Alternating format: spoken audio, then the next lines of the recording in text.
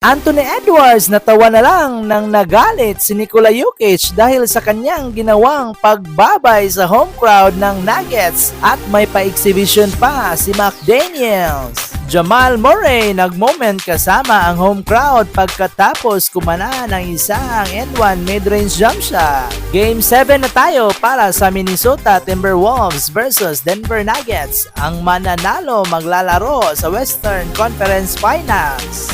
First quarter action, Jamal Murray para sa isang fadeaway jump shot. Jamal Murray pa rin this time agad kumana ng isang tres mula sa kanyang magandang step back. Hindi pa tapos si Jamal Murray, isang tres na naman ang binitawan mula sa assist ni Jokic. Lamang ng 11 points ang Nuggets pagkatapos ng isang 14-0 run. Kasali na dito ang isang step back ni Michael Porter Jr.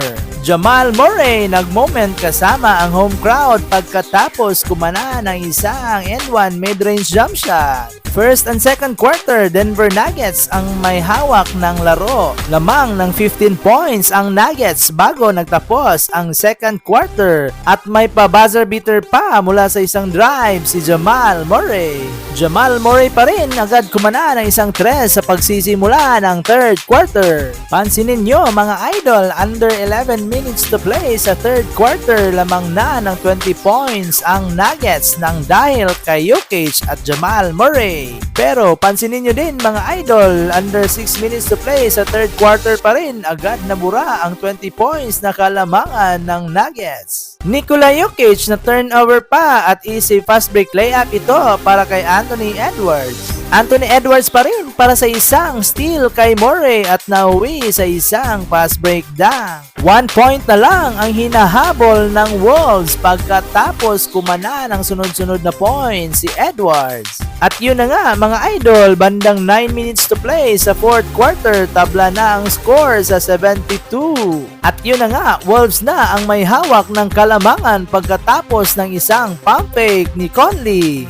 Nikola Jokic naman may sagot agad, isang tres para sa kanya upang may baba sa 2 points ang kalamangan ng Wolves. Rudy Gobert hindi inakala na maipasok pa ang kanyang fadeaway jump shot. Jokic naman 34 points na para sa game na ito, may pa-jab step sabay tira sa tres. Yun nga lang, balik sa 6 points ang kalamangan ng Wolves nang dahil walang box out na nanggagaling sa Nuggets. Anthony Edwards napaturo at napasigaw sa home crowd ng Nuggets pagkatapos kumana ng isang tres. Karl Anthony Towns may pa-follow up dunk pagkatapos hindi nag-box out ang Nuggets. Anthony Edwards natawa na lang nang nagalit si Nikola Jokic dahil sa kanyang ginawang pagbabay sa home crowd ng Nuggets at may pa-exhibition pa si McDaniels. At sa huli, panalo ang Wolves sa score na 98-90. Anthony Edwards at ang Minnesota Timberwolves na ngayon ang magpapatuloy sa Western Conference Finals laban sa Dallas Mavericks. Mga idol, huwag kalimutang mag-subscribe, like, and hit the notification bell para updated kayo sa susunod nating videos.